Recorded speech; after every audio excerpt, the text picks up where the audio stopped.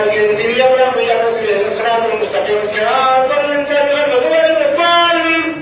إذا جاءهم الله فلا تنزل في الله قالوا بحمد ربك يأخذ الرين وقال الملك نبي تاب من سفر من وقال إنك اليوم الذين المدينة قال جميع على خزائن الأرض في زمن وكذلك ما كان يسوع بالله وهو من الشمس